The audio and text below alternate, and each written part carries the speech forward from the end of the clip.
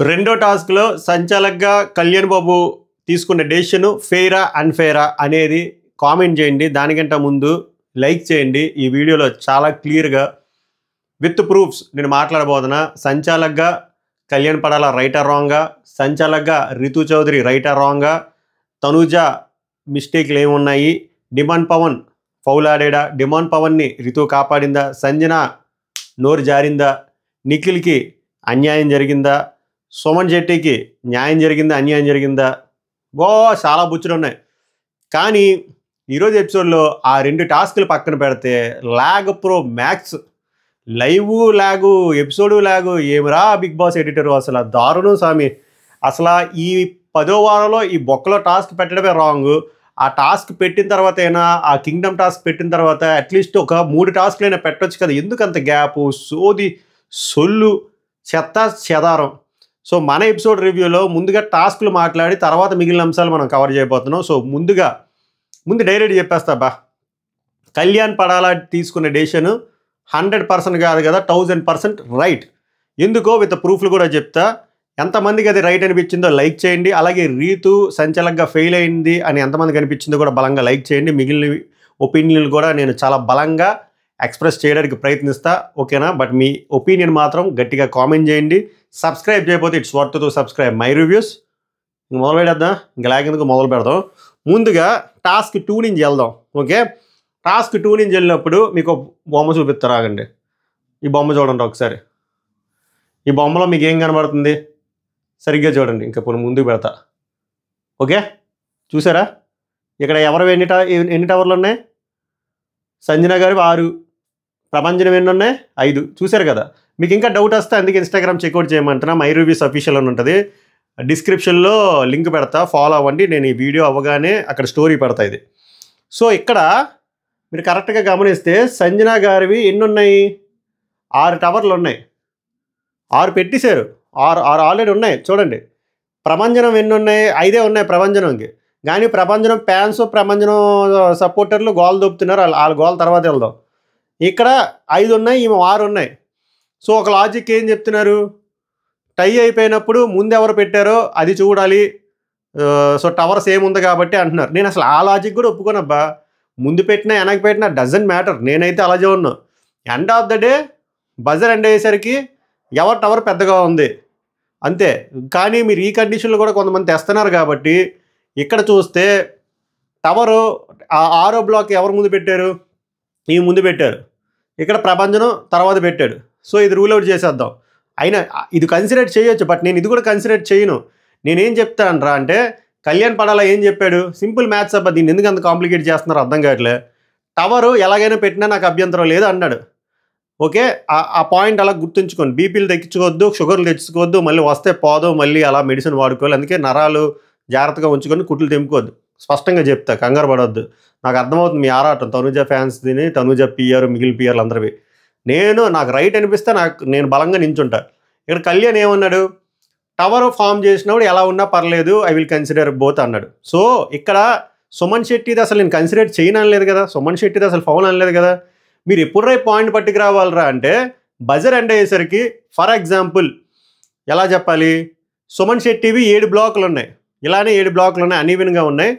సంజన వచ్చేసరికి 6, 5 బ్లాకులు ఉన్నాయి, but perfect టవర్లా ఉంది. అలాంటప్పుడు ఇలాంటి డెసిషన్ చెప్పాడు అనుకోండి, లేదు నేను సంజనాకే ఇస్తాను, సంజనావి 6 అయినా కూడా పర్ఫెక్ట్ టవర్లా ఉంది, ఇంత పెద్ద టవర్ అయినా సరే పర్ఫెక్ట్గా లేదు అన్నాడు అనుకోండి, అప్పుడు కళ్యాణ్ మిస్టేక్. ఎందుకంటే నువ్వు ఆల్రెడీ చెప్పావు కదరా టవర్ ఫార్మేషన్ ఎలాగైనా చేయొచ్చు అని, ఇప్పుడు ఎందుకు ఆ రూల్ చెప్తున్నావు at the time of judgement అన్నప్పుడు? ఎందుకంటే అక్కడ క్లియర్గా ఒక టవర్, ఒక బ్లాక్ మైనస్ కదని.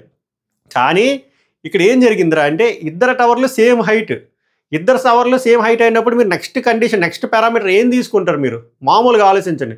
ఇద్దరు టవర్లు సేమ్ హైట్లో ఉన్నప్పుడు ఎవరు ప్రాపర్గా అలైన్ చేశారు అనేది చూడాలి కదా. అక్కడేమి కళ్యాణ్ వెళ్ళి సంజనాకి చెప్పలేదు కదా, అక్క నువ్వు ప్రాపర్గా అలైన్ చెయ్యు, నువ్వు చేయకు తమ్ముడు అని చెప్పలేదు కదా.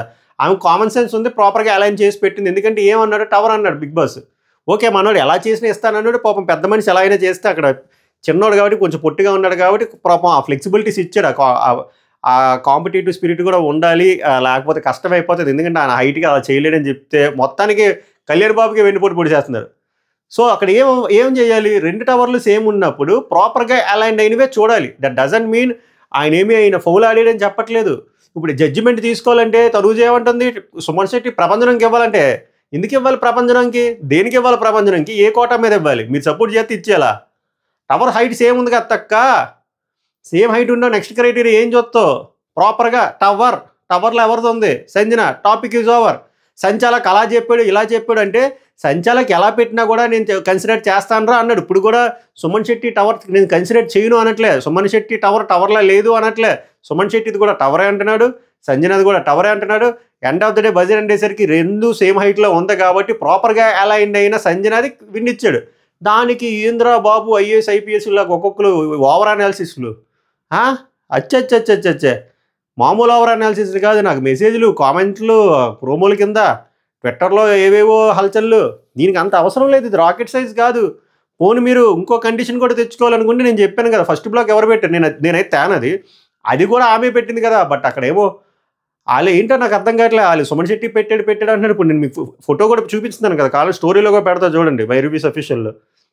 సో బ్లాక్ కూడా 6వ బ్లాక్ త్వరగా పెట్టింది ఎవరు, సంజన. అయిపోయింది కదా, పోనీ నేను అది కన్సిడర్ చేయను, బట్ మీ లాజిక్ అది కూడా అయిపోయింది కదా. కొంతమంది ఇంటలెక్చువల్ పర్సన్ వచ్చి బ్రో ఎలాగైనా కన్సిడర్ చేస్తారన్నప్పుడు సేమ్ హైట్ ఉన్నప్పుడు అది టవరే కదా, సో అలాంటప్పుడు డ్రా చేయాలంట. డ్రా చేస్తే బిగ్ బాస్ ఊరుకుంటాడు ఆ దొబ్బడు. ఒకవేళ అసలు డ్రాకి వెళ్ళి అడిగితే అంత లేదు బొక్క, ఈ సీజన్లోనే బోల్సల్ అయింది కదా, నీ డెసిషన్ నువ్వు తీసుకుంటారు. అప్పుడు మీరైనా ఏం చేస్తారు, ప్రాపర్గా టవర్లో ఉండేదానికి సెలెక్ట్ చేస్తారా, లేకపోతే టవర్లో లేనిదాన్ని సెలెక్ట్ చేస్తారా? దానికి ఎందుకు అంత తనూజ ఎందుకు అంత ఓవర్ యాక్షన్ చేస్తుంది, దివ్యానికితో ఎందుకు అంత ఓవర్ యాక్షన్ చేస్తుంది? అసలు దివ్యానికితో ఓవర్ యాక్షన్ నాకు అర్థం కావట్లే. దివ్యానికితో ఎవరు, క్వీన్ ఎందుకు ఇక్కడ ఆల్రెడీ సెలెక్ట్ చేసిన కమాండర్ వాళ్ళ ఇంట్రెస్ట్తోనే కదా కమాండర్ కింద సంజనాని సెలెక్ట్ చేసింది. క్వీన్ ఎందుకు ప్రజల వైపు వెళ్తుంది, కోటా వైపు ఎందుకు వెళ్తుంది? ఓకే, నువ్వు ఫెయిర్గా క్వీన్ అన్నాడు, ఫెయిర్గా ఇద్దరు వైపు సపోర్ట్ చేయి, ఇద్దరికి చిల్చి అక్కడ మొత్తం యునానిమస్ సపోర్ట్ సుమన్ ప్రభంజనానికి. అదేంటి అర్థం కావట్లే, ఎక్కడ అంతే, బయట అంతే, స్టూడియోలో అంతే. ఓవరాల్గా సుమన్ శెట్టి మామూలుగా చెప్పాలంటే సుమన్ శెట్టి తన హైట్కి ఇది అసలు డిసడ్వాంటేజ్. ఆమె కన్నింగ్గా ఆలోచించిందా ఫెయిర్గా ఆలోచించిందంటే ఆమె విన్ అవ్వాలి కాబట్టి ఆమె ఫెయిర్గానే ఆలోచించింది. బట్ ఈయన ఇంత చిన్న షార్ట్, ఇంత తక్కువ హైట్ అయినా కూడా వీ షుడ్ అప్రిషియేట్, బాగా ఆడాడు. కానీ అండర్ రిజల్ట్ వచ్చేసరికి కళ్యాణ్ ఏదో బ్లండర్ చేశాడు, ఏదో సంజనాకి ఫేవరిజం చూపించాడు, సుమన్ శెట్టికి వెన్నుపోటు పొడిచాడు అన్నట్టు తనూజగా బ్లేమ్ చేస్తుంది కదా, ఫెయిల్డ్ సంచాలక్ అని. అందుకే మనోడు హట్ అయ్యి ఆ బీన్ బ్యాంక్ మీద అంతసేపు ఉన్నాడు. ఆ హట్ అవ్వడం కూడా మంచిదరా స్వామి, సీజన్ కాస్త లెగుస్తుంది అనుకుంటున్నా. మళ్ళీ వీళ్ళు రేపు మాట్లాడేసుకుంటే మనం ఏం చేయలేం. మనల్ని ఈ సీజన్లో బోలిసాలు ఇలా ఎదవలు చేశారు, కళ్యాణ్ ఇలాగే ఎదవని చేశాడు, మనల్ని ఇమాన్యుల్ ఎదవని చేశాడు. వీళ్ళు ఈ కోపం ఒకరోజు ఉంటే తర్వాత వచ్చి ఆమె ముద్దుగా మాట్లాడితే మళ్ళీ మనోడు మామూలు అయిపోతాడు. కానీ I wish he will continue this rivalry అనుకుంటున్నా. ఓవరాల్గా మళ్ళీ ఇంకోసారి లౌడ్ అండ్ క్లియర్గా చెప్తున్నా, కళ్యాణ్ తీసుకున్న డెసిషను ఫెయిర్ ఎనఫ్. పాయింట్లు నేను చెప్పేశాను, ఫోటో ఇన్స్టాగ్రామ్లో పెడతాను. ఇంతమించి ఆ గేమ్ అదేమైనా ఒలింపిక్ గేమ్ అంత గురించి డిస్కషన్ మీకు డేటా బొక్క. మీకేమనిపించిందో చెప్పండి. మీకు లేదు బ్రో నా లాజిక్ ఇవి అంటే పెట్టండి, ఏంటో లాజిక్. నా లాజిక్ అయితే క్లియర్గా ఇదే చెప్పేసాను. టవర్ ఫామ్ అయిపోయింది, ఆ మనోడిని ఫౌల్ ఏమనలేదు. End of the day proper tower ఎవరో ఉంది, డన్. డ్రాలు లేవు, గ్రీన్ లేవు. అది నెక్స్ట్. ఇది టాస్క్ 2. టాస్క్ 1లో ఏం జరిగిందిరా అంటే రితు సంచాలక డిజాస్టర్, మామూలు డిజాస్టర్ కాదు. అలా అని చెప్పి రితు డెమన్ పవన్కి ఫేవరిజం చూపించిందా అంటే ఇంటెన్షనల్గా అయితే ఏమీ చూపించలేదు. బట్ సంజన గారు ఇష్టం వచ్చిన మాటలు అనేసారు. కానీ సంజన గారిని కాసేపు పక్కన పెడితే రితు సంచాలకగా డిజాస్టర్. ఎందుకంటే ఒక క్లారిటీ ఆఫ్ థాట్ లేదు. కాసేపు ఒకసారి వెళ్తే అవుట్ అంటది, కాసేపు 2 సార్లు వెళ్తే అవుట్ అంటది, కాసేపు ఒక కాలు పెట్టినా పర్లేదు అంటది, ఒకసారి 2 కాలు పెట్టినా పర్లేదు అంటది. కాసేపు పోయిన తర్వాత వచ్చేసరికి నిఖిల్ యువర్ సేఫ్ అంటది, దాని తర్వాత నిఖిల్ నువ్వే అవుట్ అంటది. ఏంది అసలు క్లారిటీయే లేదు అసలు, అక్కకి అస్సలు క్లారిటీ లేదు. మళ్ళీ కొన్ని రౌండ్లు పోయిన తర్వాత లైన్ దాటేసినా పర్లేదు అంటది. యాక్చువల్గా నేను చూసిన దాని ప్రకారం 2 ఛాన్సులు ఇచ్చిందంట ఆమె. 2 ఛాన్సులు ఇస్తే ఫస్ట్ పోవాల్సింది ఎవరో తెలుసా? ఫస్ట్ రౌండ్లో నిఖిల్ ఫస్ట్ ఆ పక్కన గార్డెన్ ఇటుపక్క ఉందో చూసారా, అది ఎక్కేస్తాడు. అది ఎవరు గమనించలే, అది ఒకటి. దాని తర్వాత అటుపక్క స్విమ్మింగ్ పూల్ దగ్గర 2, తర్వాత అక్కడ 3, అప్పటికి డిమాండ్ పవన్ 2 అవుతాయి. సో ఓవరాల్గా చూసుకుంటే ఎక్కువ ఫౌల్ చేసింది నిఖిల్. బట్ ఈ రితు చౌదరి చూడలే. నెక్స్ట్ డిమాండ్ పవన్ని తనూజ తోసేసింది అంటున్నారు కదా, తొయ్యలేదు. ఆమె ట్రై చేసింది, తోసేసే కటౌట డిమాండ్ పవన్ది. డిమాండ్ పవన్ అక్కడ స్లిప్ అయ్యాడు, డిమాండ్ పవన్ తప్పది. End of the day line దాటేశాడు, అది కౌంట్ చేయాలి. ఈమె సరిగ్గా కౌంట్ చేయలేదు, నువ్వు తోసావు అని. తొయ్యలేదు, అది ఆటలో బాగా తొయ్యడం అంటే ఇలా పుష్ చేయడం, అక్కడ పుష్ చేయలేదు. వేయడానికి వెళ్ళినాడు మనోడు బ్యాలెన్స్ మిస్ అయింది. అక్కడ తనూజ చెప్పింది కరెక్టే, తనూజ తొయ్యలే, వేస్తున్నాడు మనోడు బ్యాలెన్స్ మిస్ అయింది. సో నేనేమంటాను అంటే ఆ లైన్ బయటకు వెళ్ళే కాన్సెప్ట్ ప్రాపర్గా క్లియర్గా చెప్పాల్సింది. ఇన్నిసార్లు మొత్తం వెళ్ళాలో సగం వెళ్ళాలో ఏది వెళ్ళాలో అని దొబ్బించుకొని ఉండుంటే ఫస్ట్ రౌండ్లో అంత కన్ఫ్యూజన్ ఉండేది కాదు. కానీ ప్రాపర్గా డెసిషన్ తీసుకోవాలంటే ఫస్ట్ రౌండ్లో అసలు పోవాల్సింది నిఖిల్. కానీ మన దౌర్భాగ్యానికి రితుకు తెలియలేదు కాబట్టి రితు ఏం చెప్పింది, డెమన్ అన్నది. డెమన్ గివప్ ఇచ్చాడు. సరే, డెమన్ గివప్ ఇచ్చినప్పుడు తనూజ అలా ఐడియా నాకు అస్సలు నచ్చలే. But everything is fair in love and war, so consider చేద్దాం. బిగ్ బాస్ మ్యాచ్ కూడా కరెక్ట్గా ఆ బాస్కెట్లో బాల్ వేసిన తర్వాత ఒక గంట కొట్టాడు, వెరీ గుడ్, టూ గుడ్. నేనేమంటాను అంటే అది అయ్యేసరికి నిఖిల్ దగ్గర 2 ఉన్నప్పుడు, తనూజకి దగ్గర 3 బాల్ ఉన్నప్పుడు ఫస్ట్ ఎప్పుడైతే ఒక ఎంపైర్ నోట్లో నుంచి ఒక జడ్జిమెంట్ వచ్చిన తర్వాత అది రివర్ట్ చేయకూడదు. సో ఇప్పుడు సంచాలక్గా నువ్వు నిఖిల్ ఈ గేమ్లో విన్ అయ్యావు అని చెప్పిన తర్వాత మళ్ళీ తనూజ డిస్కషన్ పెట్టిన తర్వాత నువ్వు మళ్ళీ మనసు మార్చుకొని మైండ్ మార్చుకొని ప్రాపర్ క్లారిటీ ఆఫ్ థాట్ లేదు, ప్రాపర్ జడ్జిమెంట్ లేకుండా మళ్ళీ నిఖిల్ బలిపశువు చేసి చివరి వరకు తెప్పించి సంజనాని తనూజని విన్ అని చెప్పావు. సో ఆ డెసిషన్ నాకు నచ్చలేదు. ఎందుకురా అంటే ఫస్టే క్లారిటీగా టైం తీసుకొని ప్రాపర్గా నోట్లో నుంచి ఒక మాట చాలా విలువైన మాట సంచాలకుని నోట్లో నుంచి వచ్చేది. కానీ అది ప్రాపర్గా క్లారిటీ ఆఫ్ థాట్ లేక మిక్స్ చేసి ఇక్కడ నేను తనూజని నేను మిస్టేక్ చెప్పను. సంచాలక్గా Ritu Chaudhary has failed, Nikhil win అయిపోయాడు అని చెప్పి మళ్ళీ వెనక్కి చేయడం ఏంటి, చాలా తప్పది. అది ఎవరికి అడ్వాంటేజ్ అయింది అంటే తనూజకి అడ్వాంటేజ్ అయింది. అదిడా మ్యాటర్. ఇది తర్వాత వచ్చేసరికి ఆ రౌండ్లో అందరూ దోలు తీర్చుకున్నారు, అందరూ బాడారబ్బా, దోలు తీరిపోయి ఆట మొత్తం కార్డియో టైప్లో ఉంటుంది, కార్డియో ఎక్సర్సైజ్ లాగా. తర్వాత డిమాండ్ పవన్ గెలిచాడు, తర్వాత నిఖిల్ సంజన ఫైట్ చేశారు, తర్వాత నిఖిల్ విన్ అయ్యాడు, తర్వాత సంజన ఓడిపోయింది. సో సంజన అందుకే సుమన్ శెట్టిని సెలెక్ట్ చేసుకుంది, సుమన్ శెట్టితో ఆట అయింది. ఇందాక నేను చెప్పిందే. ఇక్కడ నాకు సంజన గారిలో నచ్చని విషయం ఏంద్రా అంటే కొన్ని మాటలు ఇష్టం వచ్చినట్టు మాట్లాడేస్తారు. ఆఫ్టర్ ఆల్ అనే మాటలు చాలా చివుక్కుమంటే ఆమె ఒక్కసారి మాట్లాడితే కదా ఆవు పులి కథలాగా నేను మాట్లాడేసి నాకు తెలుగు వచ్చు నీకు ఇంగ్లీష్ రాదు ఈ టైప్ ఆఫ్ డైలాగులు మాట్లాడుతున్నారు. మేము క్లాసు ఇలాంటి పదాలు మాట్లాడేసి దాన్ని వేరేలాగా చెప్తున్నారు. అక్కడ ఆఫ్టర్ ఆల్ అనేది నువ్వెవరు నాకు చెప్పేది అనే మీనింగ్లోనే ఉంది. అది క్వైట్ రాంగ్, అది చాలా తప్పది. ఆమె ఎంత కవరింగ్ చేసినా కూడా అది చాలా తప్పుడు మాటే. అండ్ ఇంకోటి ఆమె ఒకటి ప్రూవ్ చేయడం ట్రై చేస్తుంది ఏంటంటే డెమాన్ పవన్కి నువ్వు హెల్ప్ చేస్తావు, your leaning towards demon Pavan, నువ్వు అన్ఫెయిర్ ఇవని చెప్పి. యాక్చువల్గా రితు అక్కడ ఎక్కువ అన్ఫెయిర్ చేసి నిఖిల్ మాయని. అన్ఫెయిర్ అని కదా, ప్రాపర్గా క్లారిటీ ఆఫ్ థాట్ లేదు, అది ఒప్పుకుంటాం. కానీ డెమాన్ పవన్ని ఏదో గెలిపించేద్దాం, డెమాన్ పవన్కి ఏదో డెమాన్ పవన్కి ఏదో మంచి చేసి మిగిలిన వాళ్ళకి బొక్క పెట్టేద్దాం అనే మైండ్ సెట్లో ఈ ఆటలో అయితే ఆడలేదు. బట్ అనవసరంగా ఆ బ్లేమ్ ఇష్టం వచ్చినట్టు రితు చౌదరి మీద వేసింది. నాకు అది నచ్చలేదు. అండ్ ఆఫ్టర్ ఆల్ అనే మాట కూడా నాకు అస్సలు నచ్చలేదు. సంజన గారు ఇలాంటి మాటలు చాలా చాలా చాలా చాలా సార్లు వదిలేశారు. అదే ఆమె బిగ్గెస్ట్ మైనస్. దీనికి మీ సంజన ఫ్యాన్స్ గారు కానీ సంజన పియర్ కానీ ఎంత కౌంటర్ ఇచ్చుకున్నా వన్స్ మాటలో నోటి నుంచి వచ్చేసిన తర్వాత అది మనం వెనక్కి తీసుకోలేం. నెక్స్ట్ అక్కడ ఒక మాట రితు చౌదరి నాకు నచ్చలేదు. రితు చౌదరి సంచాలక్ అంటే కైండ్ ఆఫ్ ఎంపైర్కి ఎందుకు ఆటోడు మా ప్లేయర్ గురించి మీ ఆట ఇది, మీ ఆట సరిగ్గా లేదు, ముందు మీ ఆట చూసి అది అనవసరం. It doesn't matter. అసలు నీకు అసలు సంబంధమే లేదు. నీకు సంబంధం ఏంటంటే ఆట అంతా అయిపోయాక నువ్వు జడ్జిమెంట్ తీసుకోవాలి తప్ప నువ్వు ఆడట్లేదు నీ ఆట ఇది, అది తప్పది. అది అటుపక్కలకి చివుగ్గా అనిపిస్తుంది. బట్ అటుపక్కలు ఏమైనా తక్కువ ఉన్నారు, వాళ్ళు కూడా ఇష్టం వచ్చిన మాటలు అనేసారు. కాబట్టి ఓవరాల్ వాళ్ళిద్దరు కాన్వర్జేషన్లో రితువు కొంచెం తప్పు ఉన్నాయి, కానీ సంజనవి చాలా ఎక్కువ మిస్టేక్స్ ఉన్నాయని నాకు అనిపించింది. బట్ ఓవరాల్గా ఆ గేమ్లో సంచాలక్గా Ritu Chaudhary has been failed అంటే ఫెయిల్డ్, మామూలు ఫెయిల్ కాదు. ఆమె ప్రాపర్గా డెసిషన్ తీసుకొని ఉంటే ఎవరు చివరికి వద్దునో కూడా తెలియదు కదా, అంతే కదా.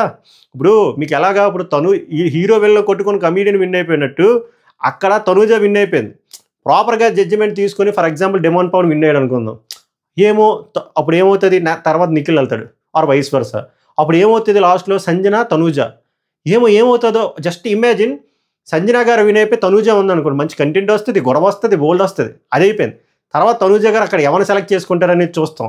తనూజ గారు కూడా అలాగే సుమ్ము రా అని చెప్పి సుమన్ శెట్టిని సెలెక్ట్ చేసుకున్నారు అనుకోండి, అప్పుడు తనూజ గారు ఎలా బిహేవ్ చేద్దరు. ఫర్ ఎగ్జాంపుల్ తనూజ గారే సంజన గారు లాగా ప్రాపర్గా టవర్ పెట్టేశారు అనుకుందాం, సుమ్ము వచ్చేసరికి ప్రాపర్గా మన ప్రభంజనం సరిగ్గా టవర్ పెట్టలేదు అనుకోండి, అప్పుడు తనూజ ఎలా బిహేవ్ చేద్దును, కాంట్రడిక్ట్ చేద్దునా, లేకపోతే కళ్యాణ్ చెప్పిన దానికి రైట్ అందునా, రకరకాలుగా ఉంది.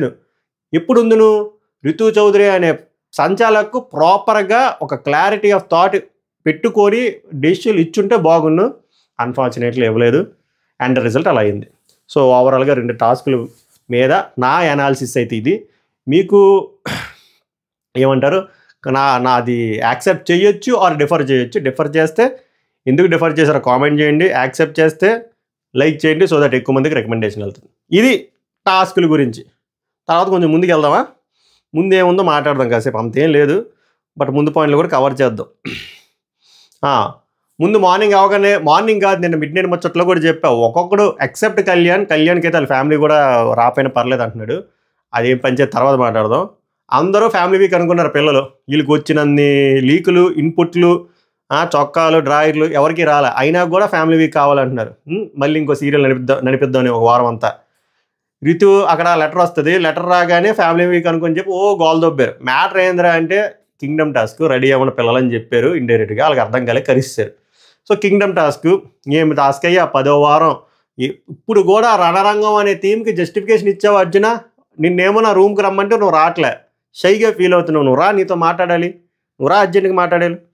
సో కింగ్డమ్ టాస్క్ మ్యాటర్ ఏంటంటే ఈ టాస్క్ 3 రోజులు ఉంటుంది. ఎండ్ ఆఫ్ ద డే ఒకరికి ఇమ్యూనిటీ వస్తుంది, ఇమ్యూనిటీతో పాటు కెప్టెన్ కూడా అవుతాడు.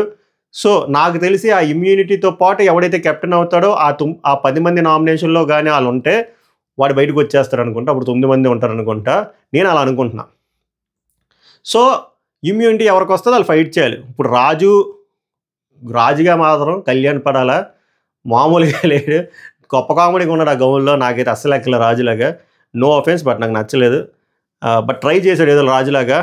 క్వీన్ల కింద దివ్య, నిగిత, రితు అయితే బాగా ఇన్వాల్వ్ అయింది, బాగా చేసింది, దివ్య ఓకే. సో వీళ్ళు రాజా రాణిలాగా, రాజా 2 రాణిలు, అదొక రాజ్యం. వీళ్ళకి 4 కమాండర్లు కావాలి, 4 ప్రజలు కావాలి. ఇది కాన్సెప్ట్. 3 రాజు రాణులు ఇద్దరికి పవర్లు ఉంటే ఇమ్యూనిటీకి దగ్గరలో ఉంటారు. కమాండర్లు వీళ్ళ తర్వాత ప్రయారిటీ బట్టి ఇమ్యూనిటీకి దగ్గరలో ఉంటారు. ఈ 4 లాస్ట్కి ఎండ్ గేమ్కి వచ్చేసరికి ఎవరైతే ప్రజల్లో మిగులుతారో వాళ్ళకి ఇమ్యూనిటీ ఉందో అస్సాం ఇంకా అది. సో ఈ రాజు 2 రాణీలు ఏం చేయాలరా అంటే ఫస్ట్ 4 కమాండర్లు సెలెక్ట్ చేసుకోవాలి. అంటే ఎవరైతే ఇమ్యూనిటీకి కొంచెం దగ్గరలోకి వస్తారో వాళ్ళని సెలెక్ట్ చేసుకోవాలి.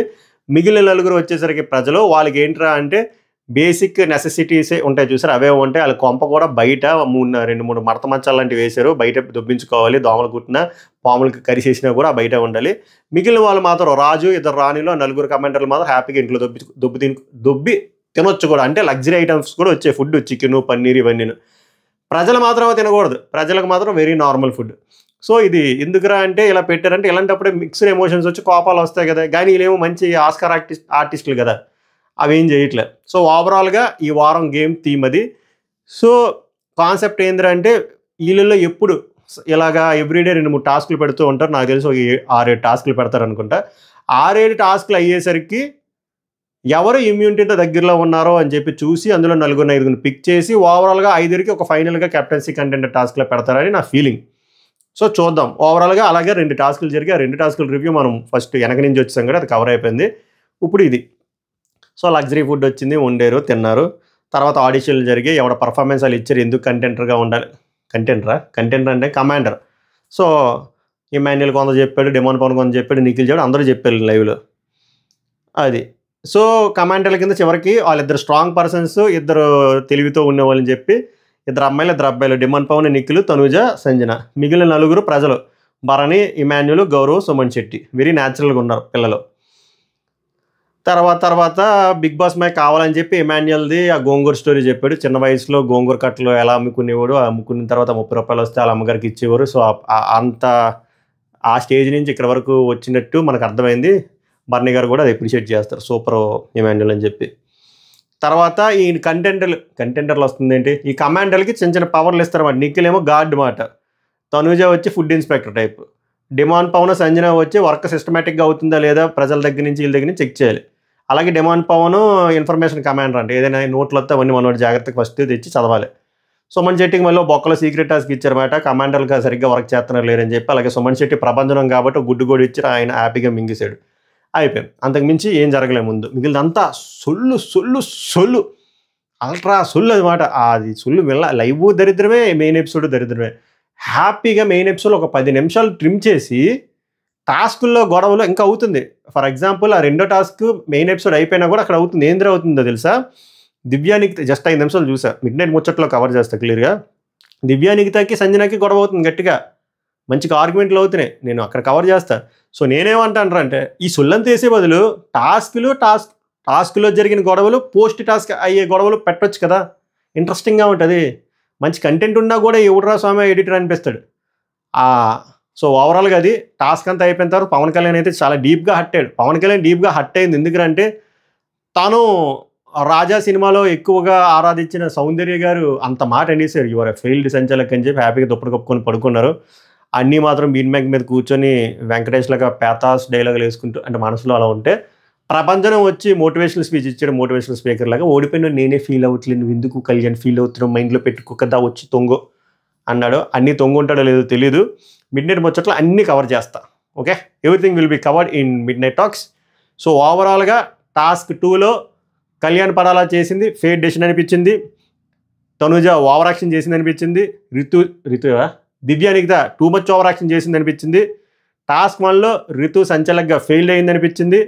అదృష్టం తనుజకి కలిసి వచ్చినట్టు అనిపించింది. సంజన గారు నోరు జారారు అన్నట్టు అనిపించింది. నిఖిల్కి కొంచెం అన్యాయం జరిగింది అనిపించింది. డెమాన్ పవన్ కూడా ఆబ్వియస్గా ప్రతి దాంట్లోనే ఏదో ఒకటి జరుగుతుంది కదా. అది ఓవరాల్గా ఈ ఎపిసోడ్ తాలూకా సారాంశం. ఈ ఎపిసోడ్ సారాంశం ఇంతకంటే లాగ్ చేస్తే మీరే తిడతారు.